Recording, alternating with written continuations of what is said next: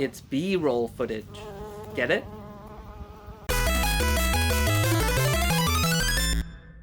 Hi, I'm KT, and I'm coming to you from my messy workbench to talk from the intersection of parenting and hobbyist foam flinging about Nerf. I don't really want to get super deep into the new product review space, but I've been waiting for this for a while. I want to get it in my kids' hands, show you how they play with it, and talk to you as a modder and as an enthusiast of goofy looking things just about how it came out.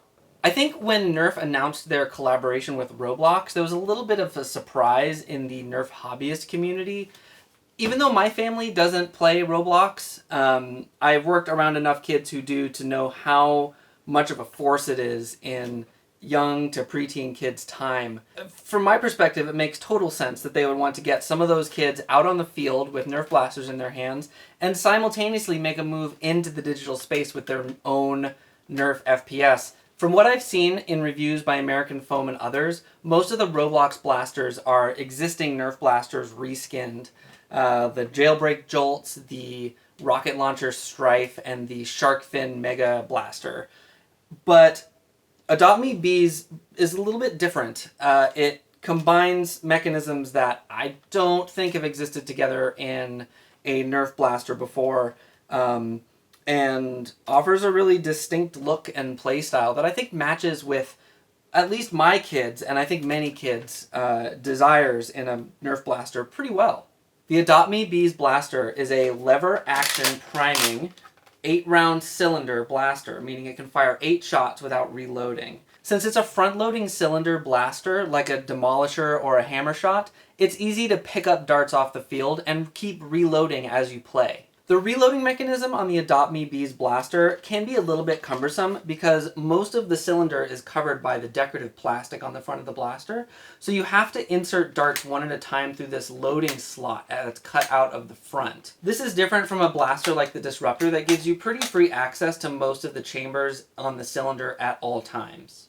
In my experience though, this is still easier, especially for kids, to work with than magazines that have a tendency to jam and larger drums that just take a long time and can present a pretty daunting amount of work for a kid who just wants to start playing. 8 rounds is a pretty good balance in that regard. It's definitely not enough for more than a sidearm for like a hobbyist Nerfer, but for kids, it's plenty fine. And when I had my 7-year-old try it, he was totally fine with it. It didn't take him very long to scavenge darts at all. 8 rounds to scavenge didn't feel like too much work. So he was happy to clutch the blaster to him and feed it darts one at a time until it was full and then rush back into battle. The blaster is styled in multi-tone orange and yellow with hexagonal detailing and a fun mix of straight lines and curves with dripping honey decorative elements.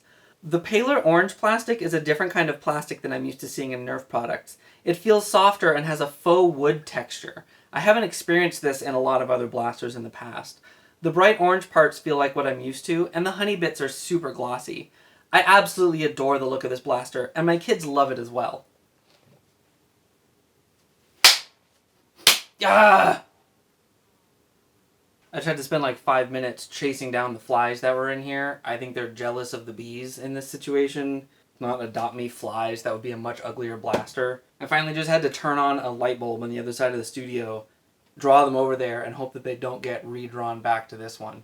In my recent review of the Nerf Ultra Select, I gushed about the plastic-free packaging. They seem to have done it again with the Roblox blasters, but in this case, it's in an open package, so it's interesting to see how they did it. The blaster is tied to the cardboard with these fibrous strings.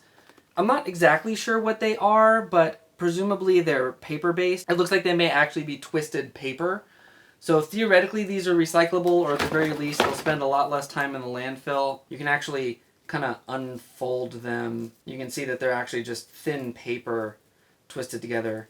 So theoretically that can be recycled.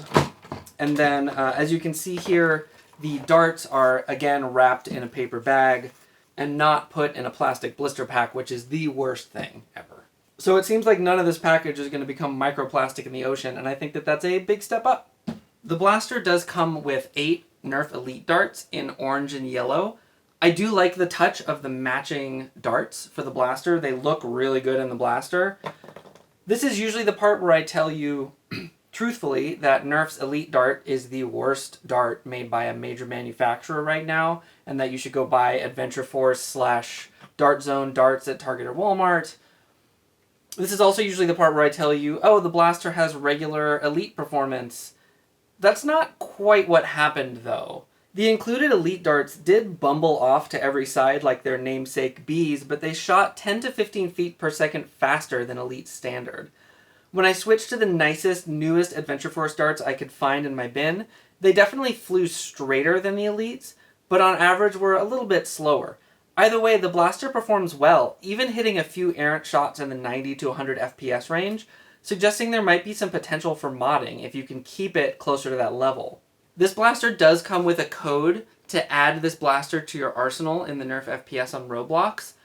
I am going to do a raffle for this code. It's going to be extremely simple. All you need to do is subscribe to the channel, then go down, leave a comment, and tell me what video game franchise you would love to see Nerf do tie-ins to, other than the ones they've already done. So far they've done Halo, Overwatch, Roblox, and Fortnite. I'm pretty sure that's it.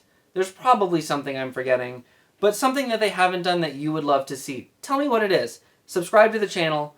I'll compare the two. I'll put everyone in a drawing. I'll let you know in the comments in a couple days who wins.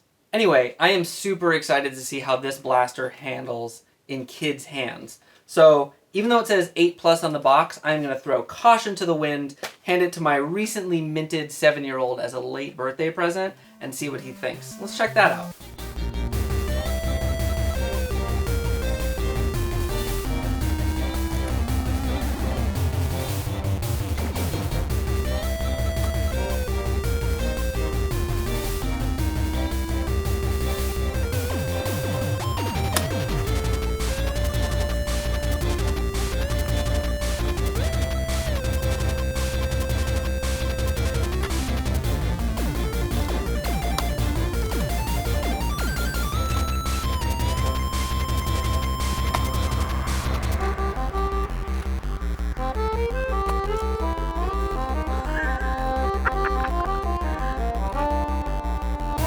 Good hit.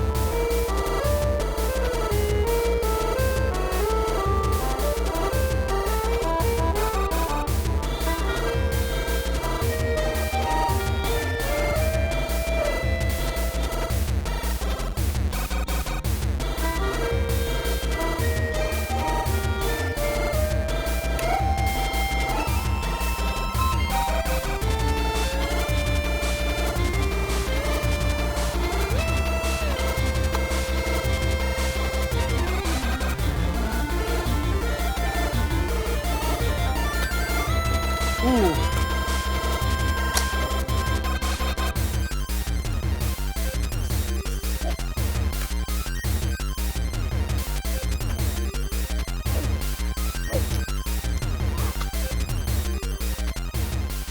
So as you can see, my less than 8-year-old had a great time with this blaster. He can operate it, maybe not as efficiently as an adult or a larger kid, but he had no trouble getting multiple hits with it and just had a ton of fun. It's the right mix of big and chunky, but also being simple to operate, having a light prime.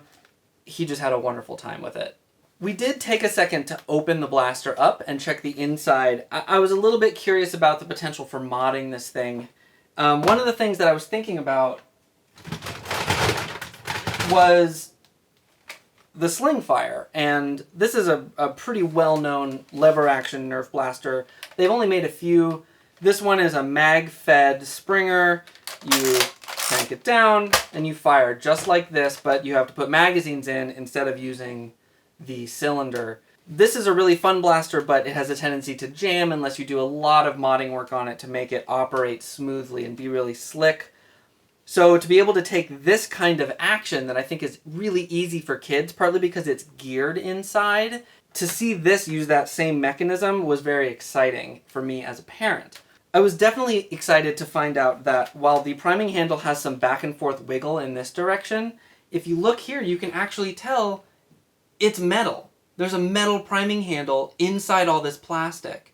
So the handle itself is pretty strong. When you upgrade the spring in a sledge fire, you typically have to replace the handle with a metal handle. The gearbox, as you can see inside, the gears are still plastic, but they're also caged, which they are not in the sling fire. That should give them some more mechanical strength. So as long as the teeth can handle the pressure of a heavier spring, it may very well be possible to put a heavier spring load in this blaster. We didn't find any clips or any kind of solvent welds. It was all just screws that came right out. This fits into a category of blasters that I feel comfortable giving to kids for the long term. They can get into modding later, and this will still be for them as something that they can probably experiment with and do some cool stuff with. I'm excited to see if the Nerf community comes up with some upgrades for this. So what do I think of the Adopt Me Bees blaster?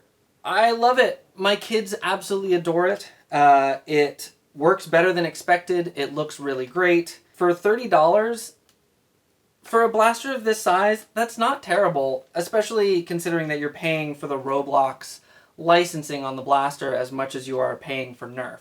I think it's a really great kids blaster. It lacks things like tactical rails and changeable stocks and barrels, but it's also a super bright, garish color and design that could never be mistaken for a firearm in a public park, isn't likely to get left behind in a big field. It has easy loading, priming, and firing, and it has a really fun and unique feature set. In fact, my 7-year-old liked this blaster so much that he built a Lego version for Master Chief to carry around. Chief, you want to tell me what you're doing in Roblox? Sir, finishing this fight. Now, there's no such thing as a must-buy blaster. Everything is up to personal taste and what you want out of your play experience.